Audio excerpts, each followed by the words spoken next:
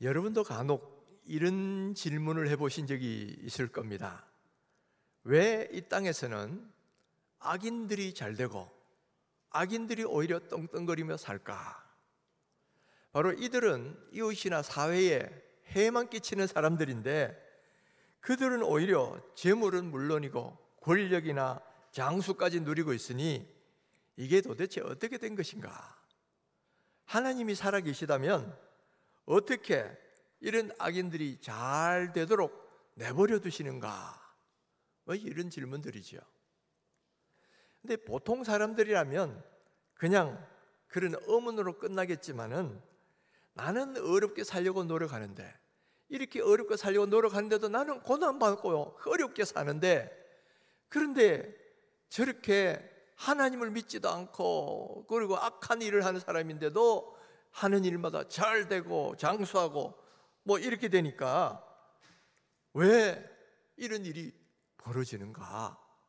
이 질문들이 나오죠. 그러니까 이런 사람들에게는 단순히 학술적 질문 정도가 아니고 약간은 울분에 찬 그런 질문이 될 수도 있어요.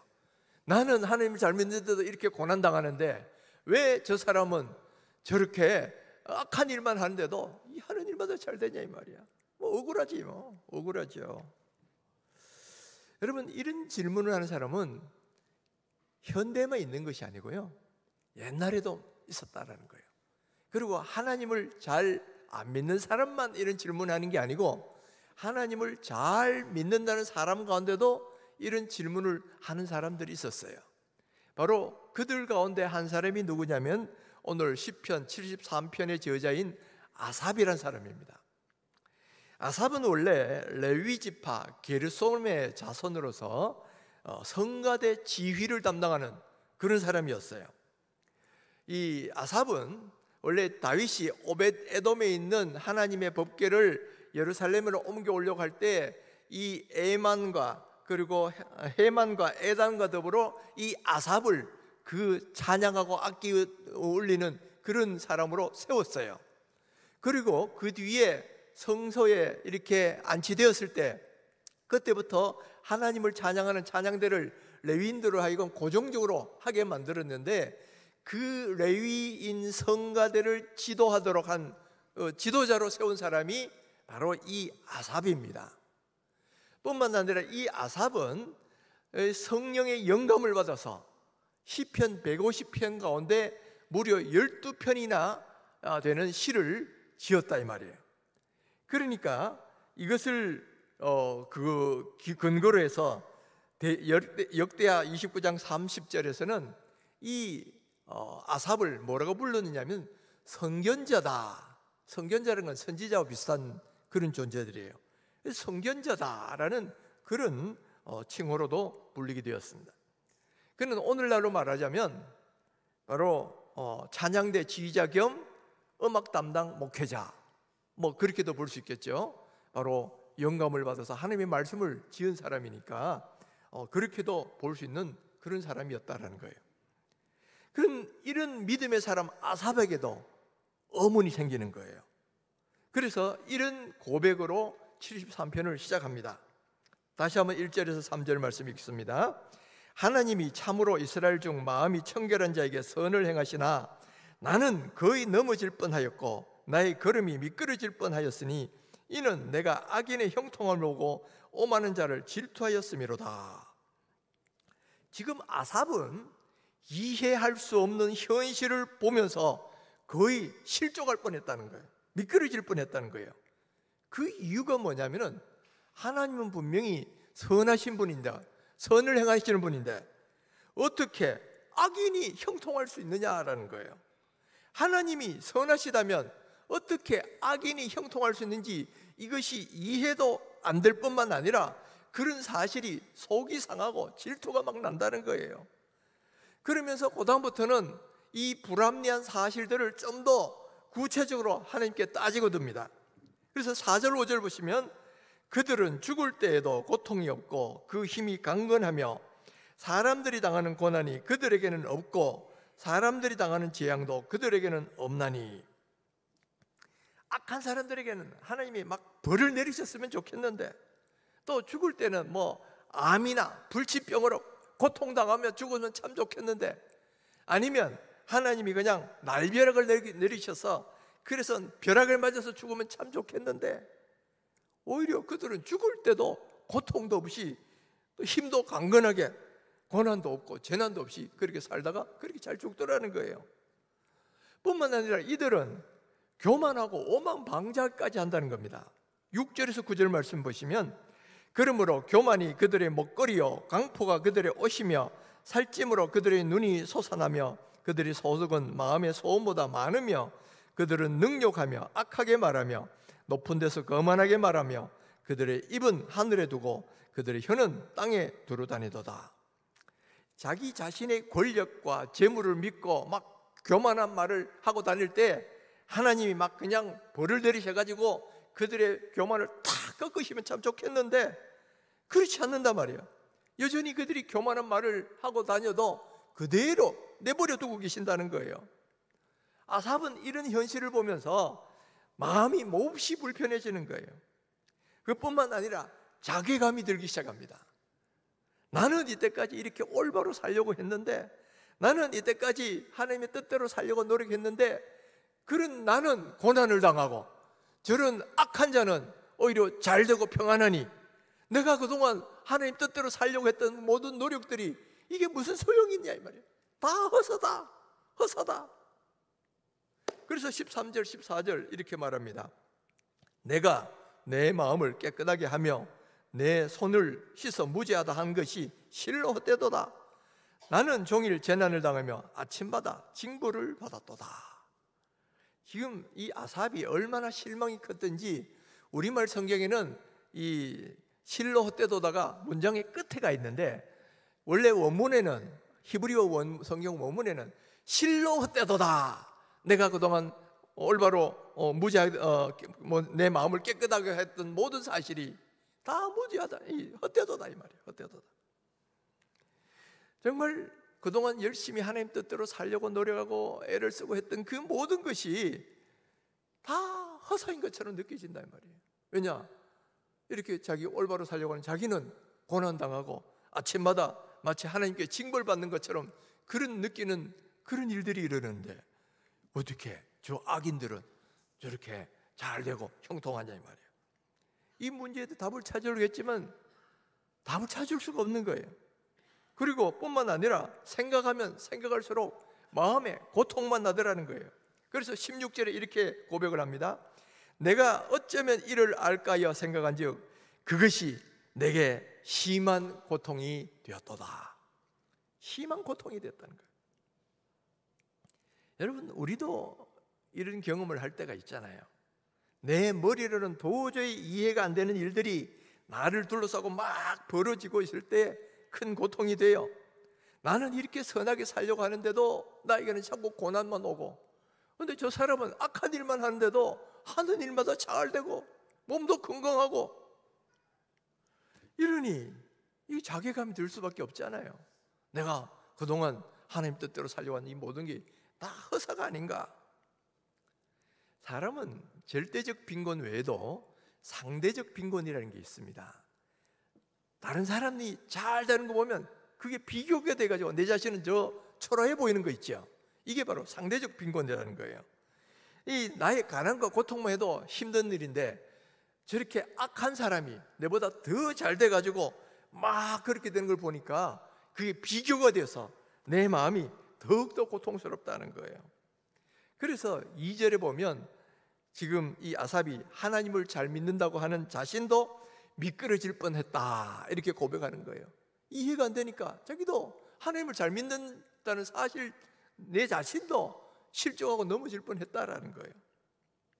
여러분, 우리 가운데도 그런 일이 일어나잖아요. 하나님을 잘 믿는 사람들인데도 나에게 이런 일이 벌어지면 왜 나에게 이 하나님을 잘 믿는데도 고난이 오고 반대로 악한 사람은 잘 되고, 이런 것을 보면 와, 그냥 아삽의 이 정말 그 어떤 불편한 마음이 공감이 되실 거다 말이에요.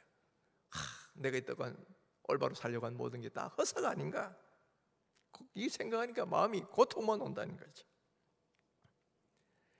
그러나 여러분, 여기서 끝내시면 안 되는 거예요.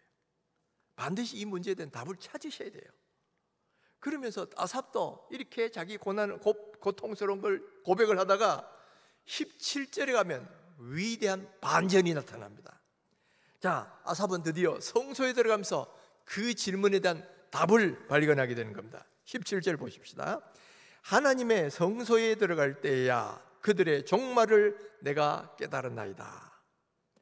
하나님의 성소라는 곳이 어떤 거예요? 거기는 하나님이 거하시는 곳이고 하나님의 말씀이 있는 곳이에요. 그리고 이 성소는 하나님의 말씀을 듣고 하나님께 기도하는 곳이에요.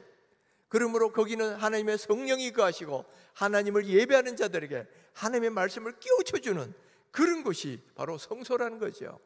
그러니까 여러분, 성소가 중요하고 이 교회가 중요한 이유가 여기 있다는 거예요. 여러분, 우리가 풀리지 않는 문제들, 방금처럼 이런 어떤 어려운 문제들, 해결이 잘 안 되는 그런 질문들이 있을 때도 혼자서 꽁꽁 앓으시면 안 돼. 그것을 이 하나님의 전에 와서 하나님 앞에 내놓으셔야 돼요. 그리고 하나님께 질문하고 기도해 보셔야 돼요. 그러면 하나님께서 그 답을 주실 때가 온다라는 거예요. 여러분, 우리가 이런 질문을 할 필요가 있을 때가 있어요.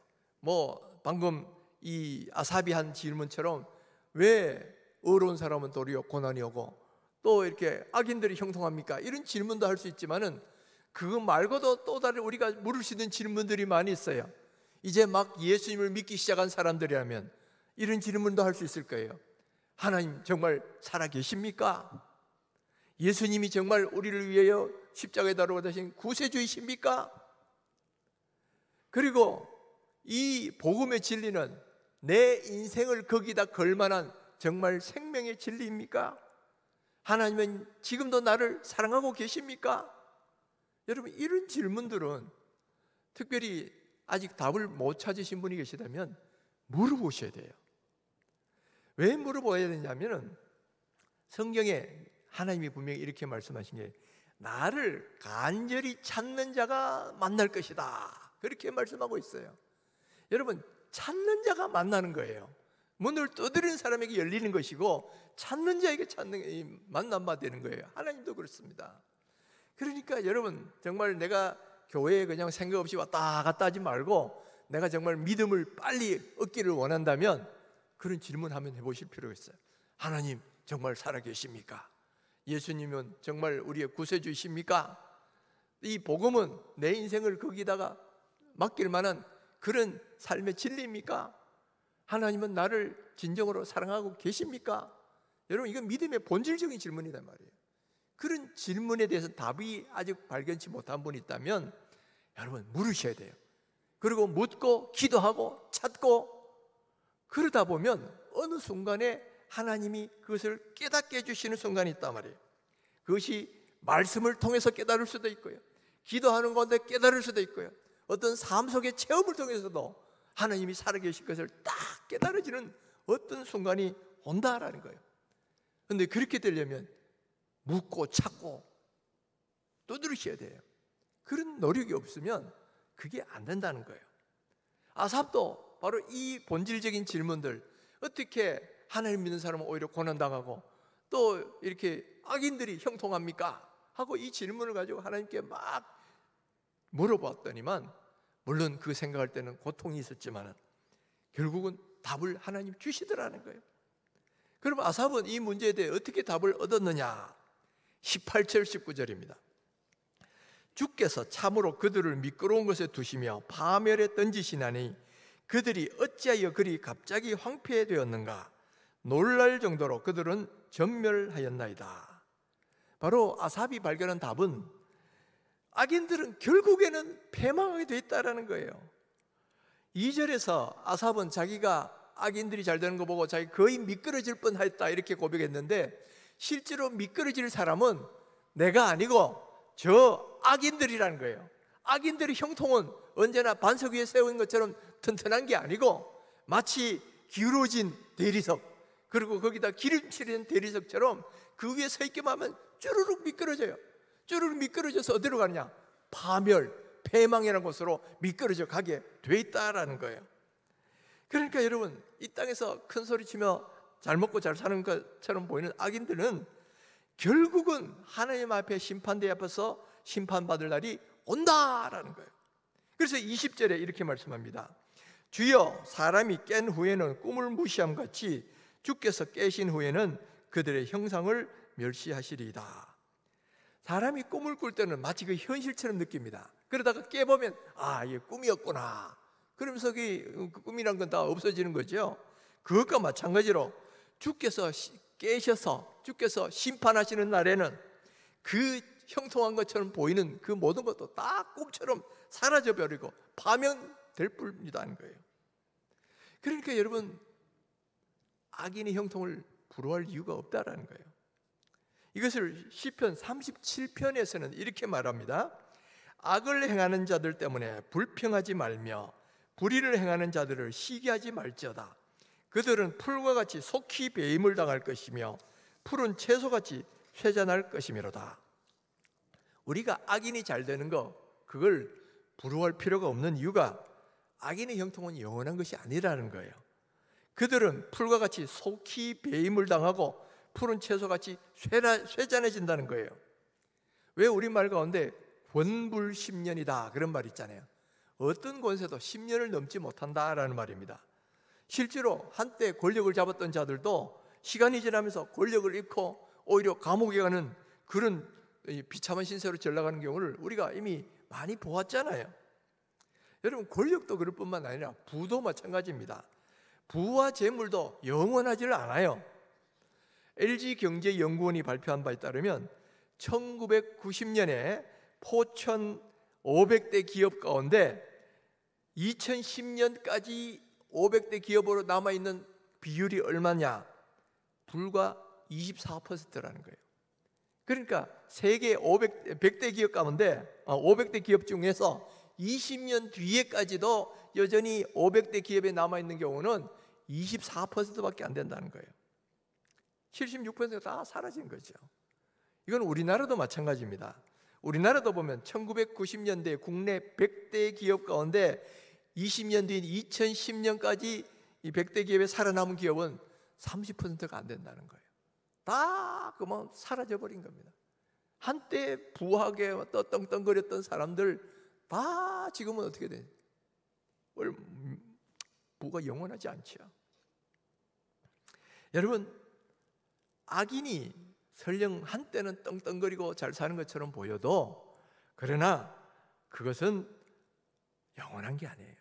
결국은 하나님의 심판대 앞에 설 때가 온다는 거예요. 그래서 행한 대로 심판받고 파멸의 길을 갈 수밖에 없다는 거예요. 그러면 왜 하나님은 악인들을 왜 당장 멸망하시면, 당장 그냥 징계하시면 좋겠는데 왜 징계하지 않는가? 어떤 신학자가 그런 답을 했어요. 하나님이 만약에 사람이 죄를 지을 때마다 그때마다 다 심판해 버리시면 최후 심판날에 하실 일이 없어질 것이다. 조금 약간은 뭐 그런 웃음 섞이는 그런 답이기도 하지만 사실이기도 해요. 여러분, 하나님이 만약에 죄를 짓는데 그때마다 징계해버리고 심판해버리시면 여러분, 살아남을 사람 누가 있겠어요? 당장 여기 있는 우리만 하더라도 우리가 죄를 지을 때마다 하나님 막 심판하시면 여러분, 우리 나만 할 수 있겠습니까? 우리도 다 그때마다 심판당할 거예요. 하나님은 이 땅에서 그 악이 너무 극심할 때는 그때 딱 심판하실 때가 있어요. 예를 들면 노아 시대처럼 너무 죄가 그 땅에 광년할 때는 홍수로 다 쓸어버리시기도 하고, 소돔과 고모라처럼 너무 악하게 될 때는 하나님이 직접 불로 유황불로 그들을 진멸하실 때가 있죠. 그리고 개인으로도 너무 악할 때는 딱 그때마다 하나님이 이렇게 매를 드실 때도 있어요. 그렇지만은 일반적으로는 하나님은 그 심판을 최후 심판 때까지 그렇게 남겨놓으십니다. 왜 그러시냐? 하나님이 심판날까지 사람들의, 악인들의 그 행위를 그냥 두고 보시는 이유가 뭐냐? 여기는 두 가지 이유가 있어요. 첫째는 하나님이 그때까지 회개할 기회를 주신다는 거예요. 베드로후서 3장 9절에 보면 주의 약속은 어떤 이들이 더디다고 생각하는 것 같이 더딘 것이 아니라 오직 주께서 너희를 대하여 오래 참으사 아무도 멸망하지 아니하고 다 회개하기에 이르기를 원하시느니라. 그러니까 그 멸망당하지 않고 회개할 수 있는 기회를 주시려고 그때까지 좀 참고 계신다는 거예요.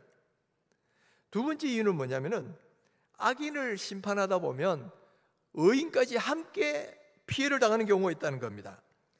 예수님께서 이 말씀을 구체적으로 하셨는데 이 땅에는 곡식도 있고 가라지도 있다는 거예요. 그런데 종들이 말하기를 저 가라지들을 뽑을까요? 하고 질문하니까 그 주인이, 그 예수님이 이렇게 답을 하셨어요. 가만두라. 가라지를 뽑다가 곡식까지 뽑을까 염려하노라. 둘 다 추수 때까지 함께 자라게 두라. 추수 때에 내가 추수꾼에게 말하기를 가라지는 먼저 거두어 불사르게 단으로 묶고 곡식을 모아 내 곳간에 넣으라 하리라. 여러분, 악인들이 있다고 막 하다 보면 악인들과 연관된 의인들까지도 다치는 경우가 있어요. 그렇기 때문에 지금 당장에는 막 이렇게 심판하지 않는 경우도 바로 그 이유 때문에 있고, 그래서 최후 대심판날까지 그걸 보류해 두신다는 거예요. 그러나 어떤 경우든 분명한 것은 하나님은 반드시 그들을 심판하신다는 거예요. 어떤 사람은 너무 악해서 이 땅에 있는 동안 하나님 그들에게 심판하실 때도 있고, 또 어떤 사람은 죽고 나서 하나님의 심판대 앞에 세워서 그때 그들에게 그 모든 것을 심판하실 때가 온다라는 거예요. 여러분, 누가복음 16장에 나오는 그 부자도, 거지 나사로가 살았던 집에 그 부자도 보면 살아있을 동안에 연락을 즐기고 했잖아요. 그러나 죽으니까 어떻게 됩니까? 저 지옥불에 떨어져서 영원히 꺼지지 않는 불 속에서 고통당하는 그런 장면이 성경에 나오잖아요. 그러니까 여러분, 악인의 형통을 부러워하지 말라라는 거예요. 왜 저렇게 악한 사람 저렇게 잘 되냐? 나도 그냥 이렇게 어렵게 살다가 고생만 하고, 그런 식으로 부러워하지 말라는 거예요. 여러분, 분명히 하나님은 그 악인의 심판하실 때가 와요. 어떤 사람은 이 땅에 있는 동안 심판하시는 경우도 있고, 어떤 사람은 죽고 난 뒤에 하나님이 반드시 심판하신다는 거예요. 그러니까 그것을 부러워하지 말라는 거예요. 아삽은 바로 이 사실을 깨달았습니다. 그러고 난 뒤에 이렇게 고백을 합니다. 22절 23절, 내가 이같이 음에 무지함으로 주 앞에 짐승이 오나 내가 항상 주와 함께하니 주께서 내 오른손으로 붙드셨나이다. 내 딴에는 내가 총명하고 하나님 앞에 옳은 질문하고 있다고 생각을 했는데 막상 하나님 앞에 세워보니까 나는 무지몽매한 짐승과 같았더라는 거예요. 그럼에도 불구하고 하나님은 여전히 이 사실을 나에게 깨우쳐 주신 것은 바로 나의 오른손을 붙들고 계심이었다라는 거예요. 하나님이 내 오른손을 붙드시니까 결국 그것을 깨달을 수 있는 지혜를 주시더라는 거죠. 여러분, 이 아삽이 악인이 잘 되는 거 보고 거의 넘어질 뻔했지만은, 그러나 하나님께서 오른손으로 붙드시니까 내가 실족하지 않고 내가 여전히 이렇게 믿음으로 설 수 있게 되었다 하고 이렇게 고백하죠. 그리고 이 모든 깨달음을 얻고 난 뒤에는 마지막 하나님을 찬양하는 말로 끝을 냅니다. 25절, 하늘에서는 주 외에 누가 내게 있으리요 땅에서는 주밖에 내가 사모할 리 없나이다. 그리고 마지막으로 28절에 이렇게 고백합니다. 하나님께 가까이함이 내게 복이라. 내가 주 여호와를 나의 피난처로 삼아 주의 모든 행적을 전파하리다. 내가 가까이 했기 때문에 하나님이 내 손을 붙드셨고 이런 깨달음을 주셨다는 거예요. 그러면 이제부터는 주 여호와를 피난처로 삼고 주님이 하신 이 모든 일을 다른 사람에게도 전파하리라 하고 지금 이렇게 끝을 맺고 있지요. 사랑하는 성도 여러분, 오늘 우리 가운데도 아삽처럼 이런 문제 때문에 실족하고 넘어질 때가 있다라는 거예요. 믿음이 좋은 사람도 좋은 사람대로, 나쁜 사람은 나쁜 사람대로 이런 문제 때문에 실족할 때가 있어요. 나는 이렇게 주님을 열심히 하고 주님을 열심히 잘 섬기려 노력하는데도 나는 하는 일마다 안 되고 고난만 오고, 저 사람은 저렇게 악하는데도 오히려 형통하게 되니까 이게 얼마나 이상한 일이냐 이거예요. 하나님께 따지고 싶을 때도 있어진다는 거죠. 여러분 가운데 만약 이런 분들이 계시다면 하나님께서 여러분의 오른손도 붙들어 주시기를 바랍니다. 그래서 여러분들에게도 이 시인이 아삽이 깨달았던 그 진리를 여러분들도 동일하게 깨달을 수 있게 되기를 주님의 이름으로 축원합니다. 여러분, 악인의 형통 부러워하지 마세요.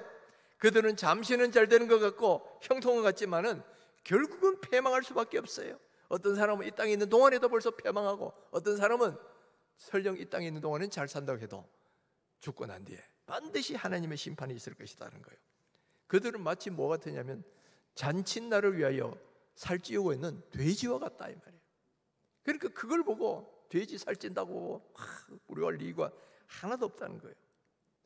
그러니까 여러분, 악인의 형통을 부러워하지 마시고요, 그런 거 보고 비교하고 막 자괴감 가지지 마시고 하나님을 잘 섬기고 또 하나님 주신 사명을 잘 한번 감당해 보세요. 그러면 악인이 마지막 날에 심판받는 것처럼 또한 의인의 삶을 살고 하나님을 섬기는 그 삶에 대해서도 하나님은 복을 주시고 갚아주실 때가 온다라는 거예요. 마태복음 19장 29절에 예수님은 이렇게 말씀하셨어요.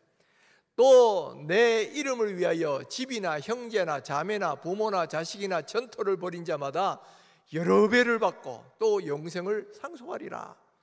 여러 배를 받는다는 것은 마가복음에는 100배라고 표현되어 있어요. 100배를 받고 하나님을 위해서 산 사람에게는 반드시 보상이 있을 것이되, 어떤 사람들에게는 이 땅에서 100배의 축복을 주실 것이고 또 내세에서도 영생을 주실 것이다 라는 거예요. 어떤 분들은 이 땅에서 축복을 받는 분들도 있어요. 또 어떤 분들은 당대에서는 그 축복을 못 받는 분들도 있어요. 하나님을 위해서 열심히 섬기고 있는데 당대에서는 축복을 못 받고 후손들이 축복받는 경우가 있습니다. 시편 37편 25절을 보면 내가 어려서부터 늙기까지 의인이 버림을 당하거나 그의 자손이 걸시감을 보지 못하였도다. 그의 자손이 구걸하게 되는 거 내가 본 적이 없다 이 말이죠. 그러니까 당대에 만약 축복 주시지 않으면 그 자손들에게 복을 주시는 경우도 많다라는 거예요.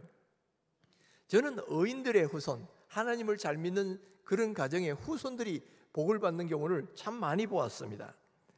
주기철 목사님 신사 참배하다가 순교하셨죠.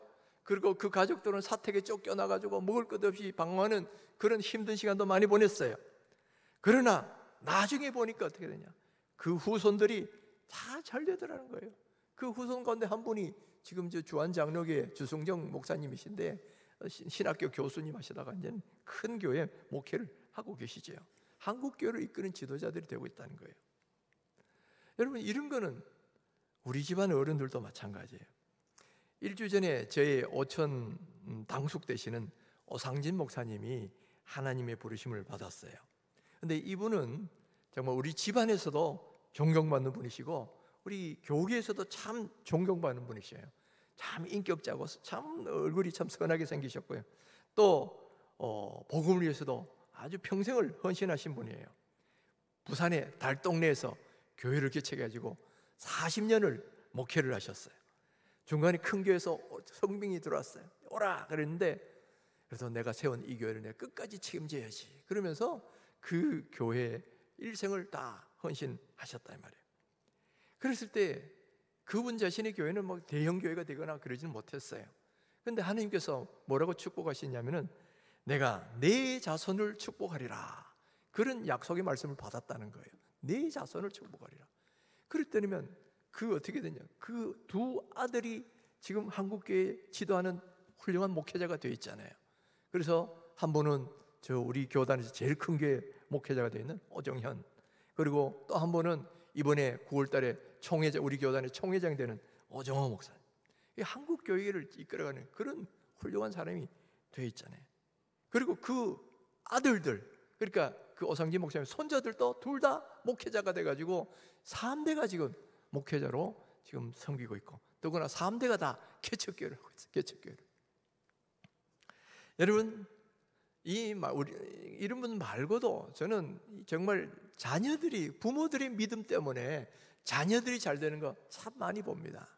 그래서 참 부모들의 기도, 그 기도 때문에 그 후손들이 복을 받는 그런 것들을 많이 봐요.